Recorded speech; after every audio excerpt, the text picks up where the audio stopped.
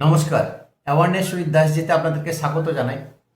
BJP দলটা এই সবে এসেছে, 1 মাসও বয়স হয়নি। অন্নপ্রাশন তো দূরের কথা, এই দলের না ছিল সংগঠন, এখনো পর্যন্ত কোনো সংগঠনই নেই, আর না ছিল এদের ভোটের কোনো প্রস্তুতি। একমাত্র আপামর জনতা, বিশেষ করে হিন্দু জনতা পশ্চিমবঙ্গের নরেন্দ্র মোদীকে দেখে পশ্চিমবঙ্গের হিন্দু জনতা ভোট দিয়েছে। পশ্চিমবঙ্গের কোনো বিজেপি নেতাকে দেখে কিন্তু কোনো মানুষ ভোট দেয়নি। পশ্চিমবঙ্গে ভোট ঘোষণা হয়ে গেছে, তারপরেও তারা দ্বিধা বিভক্ত, এবং কোনো বিজেপি নেতৃত্ব, সে উচ্চ নেতৃত্ব হোক বা নিচুতলার যেই হোক, তারা সিদ্ধান্তহীনতায় ভুগছিলেন। কোনো বুথ লেভেল কমিটি তো ছিলই না, সংগঠন তো ছিলই না। কিভাবে কাকে দাঁড় করাবে সেই ক্যান্ডিডেটও পর্যন্ত তারা বাছাবাছি করে উঠতে পারছিলেন না। যাই হোক, শেষ মুহূর্তে যারা পুরনো কর্মী বা এরকম মুখ বেছেছে নতুন,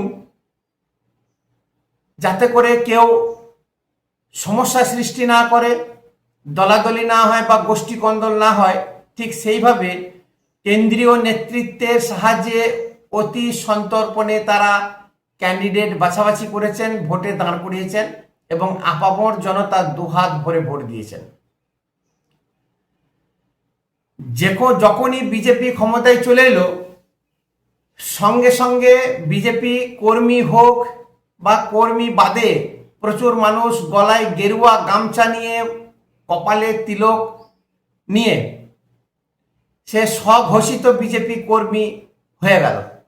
এবং যে সমস্ত পুরনো বিজেপি কর্মী ছিলেন, মন্ডল প্রেসিডেন্ট থেকে শুরু করে সমস্ত মানুষ, তারা যেন সেই ঘুমন্ত বাঘ ছিল, এখন জেগে উঠেছে, মানে একদম হুঙ্কার দিয়ে উঠছে। আপনি দেখুন, জেলায় জেলায় কিন্তু কেওয়াস শুরু হয়ে গেছে। জেলায় জেলায় কিন্তু নিজেদের মধ্যে লাঠালাঠি, তর্কাতর্কি, ধস্তাধস্তি শুরু হয়ে গেছে।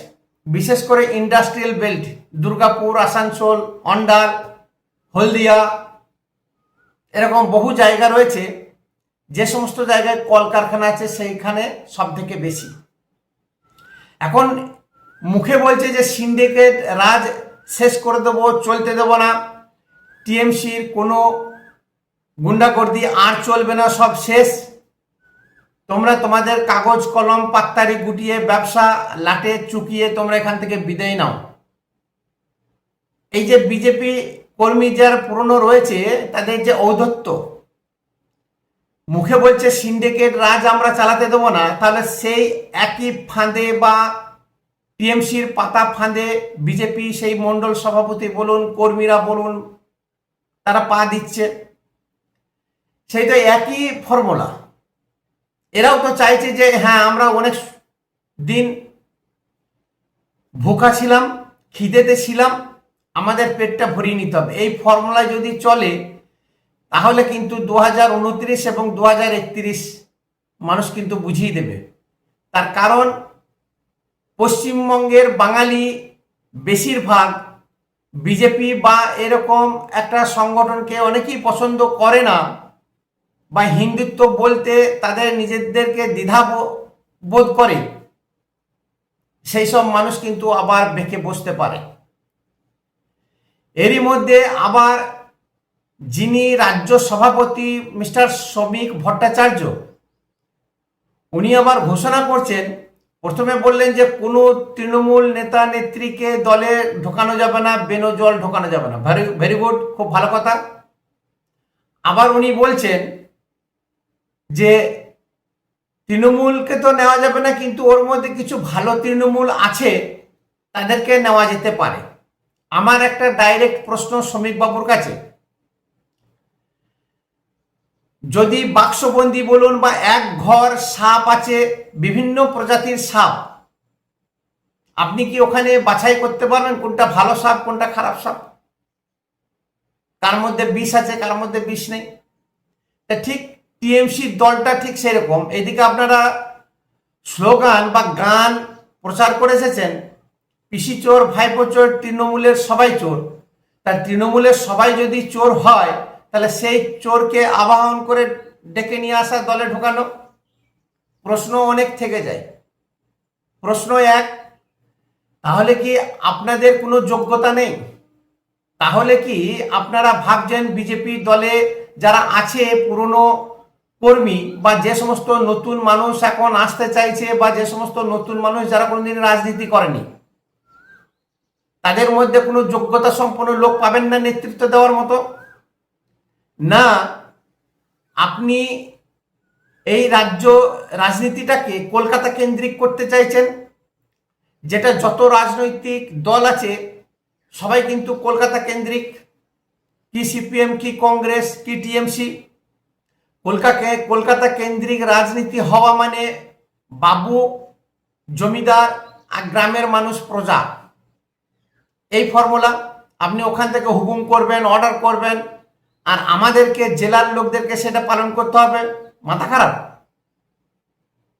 আপনার বাড়িতে টালিগঞ্জের যত অভিনেতা অভিনেত্রী আছে, যত রাজনৈতিক দলের নেতৃত্ব আছে, টিএমসি সিপিএম এর, তাদের যাওয়া আসা তারা তেল লাগিয়ে দলে ঢোকার চেষ্টা করছে।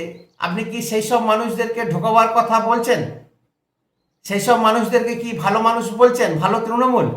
ঋতব্রত বন্দ্যোপাধ্যায় সে সিপিএম থেকে টিএমসিতে গেছে, আবার টিএমসি দলটা এখন খারাপ। কুণাল ঘোষও চলে আসতে পারে। এরকম বহু নিদর্শন রয়েছে আমাদের কাছে, যে প্রতিনিয়ত যোগাযোগ রাখছে। যে সমস্ত টিএমসির স্পোক্স পারসন ছিলেন, রিজু দত্ত ছাত্র নেতা থেকে শুরু করে কুণাল ঘোষ, প্রত্যেকে কাকুলি ঘোষ দস্তিদারকে ডেকেছেন এবং উনি ওয়াই ক্যাটাগরি নিরাপত্তা দিয়েছেন অমিত শাহ। উনি কি ভালো তৃণমূল? আপনি কি বুঝাতে চাইছেন পশ্চিমবঙ্গের জনতাকে একটা খুলে বলবেন। আর দ্বিতীয় কথা হচ্ছে, রাজনীতিটাকে কলকাতা কেন্দ্রিক করতে চাইবেন না। যে কোনো দলেরই হোক, বিজেপি, টিএমসি, সিপিএম, কংগ্রেস, এই কলকাতায় বসে যারা রাজনীতি করে আজ পশ্চিমবঙ্গটাকে ধ্বংস করে দিয়েছে। তারা নিজেদের সংসার, ছেলে মেয়ে, বউ এবং কলকাতার মানুষ যাতে জমিদারিত্ব করে, এই ফর্মুলা কিন্তু ত্যাগ করতে হবে পশ্চিমবাংলায়, তবে উন্নতি হবে, তা না হলে হবে না। কলকাতা কেন্দ্রিক বা কলকাতার কালচার কিন্তু ত্যাগ করতে হবে। আমি 100% শিওর।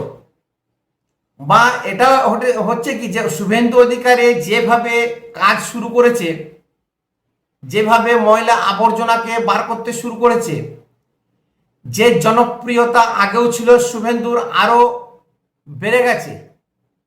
এই শুভেন্দুর জনপ্রিয়তাকে কম করার জন্য ভেতরে ভেতরে কি কনস্পিরেসি করা হচ্ছে? বিজেপি দলটা যেভাবে উত্থান এই 2021 সালে আস্তে আস্তে আসেনি, এ একমাত্র আপনাদের দোষের জন্য। বিজেপি যত উচ্চ নেতৃত্ব কলকাতা ছিল, তাদের জন্য বিজেপি দলটা আসেনি। অনেক বিজেপি নেতৃত্ব এরকম আছে যে তারা চায় না যে বিজেপি এরকম হিন্দুত্ব জিগির উঠুক পশ্চিমবঙ্গে। এই হিন্দুত্ব জিগির মানে জুগিয়ে রেখে আপনারা অপোজিশন পার্টি থেকে যে উপঢৌকন বা যে মাসোহারা, সেটা আপনারা পেয়ে থাকুন। আপনাদের ঘর সংসার চলুক, বিদেশ ভ্রমণ করুন, আর পশ্চিমবঙ্গে নিচুতলা কর্মীরা পড়ে পড়ে মার খান। ভোট পরবর্তী হিংসা হলো না, কিন্তু বিজেপি কত কর্মী যে নিধন হলো, হত্যা হলো। চন্দ্রনাথ রথের মতন একজন আপ্তসাহেব, তাকে গুলি করে মারলো, তার কোনো কুল কিনারা হলো না। কোনো টিএমসি নেতৃত্ব মরেনি। আপনি বলছেন যে যে কর্মীরা ঝুট ঝামেলা করবে তাদেরকে দল থেকে বের করে দেবো। আপনি গান্ধী সেজে গেলেন, খুব বিশাল বড় হিরো হয়ে গেলেন আপনি শ্রমিক বাবু। আপনি রাজ্য সভাপতি, ভাবছেন আমি যা অর্ডার করব প্রত্যেকে তাই মানতে হবে। বেশি কড়া অর্ডার বা বেশি কড়া মনোভাব যদি নেন, হয় দলটা ভাঙবে, তার দায় কিন্তু আপনি থাকবেন, বা আপনাকে সরে দাঁড়াতে হবে। শুভেন্দু অধিকারী যেভাবে কাজ শুরু করেছে, ওনাকে কাজটা করতে দিন, কলকাঠি পিছন থেকে না নেড়ে। আর হিন্দু জাগরণ যেভাবে শুভেন্দু অধিকারী একাই টেনে নিয়ে এসছে 2021 সাল থেকে 2026 সাল, আপনারা কোথায় ছিলেন? ভোটের 3 মাস আগে পর্যন্ত আপনাদেরকে কাউকে দেখা যায়নি। আপনার কোনো পরিচিতি ছিল না আজ থেকে 6-7 বছর আগে। এই জগন্নাথ চট্টোপাধ্যায়, এর নামেও বহু কিছু বেরিয়েছিল। শুভেন্দু অধিকারী যে কাজ করছে, ভালো কাজ করছে, দেশের স্বার্থে কাজ করছে। ওই বাংলাদেশি সেন্টিমেন্ট বা বাংলাদেশি যে সমস্ত মানুষ আসা এখানে নেতা নেত্রী হয়েছে, তাদেরকে দলে ঢুকিয়ে আর কাদা করবেন না, অনেক হয়েছে। টিএমসিও দেখে নিলাম, সিপিএমও দেখে নিলাম, কংগ্রেস তো তখন জন্মেছি, কিছু বুঝতাম না।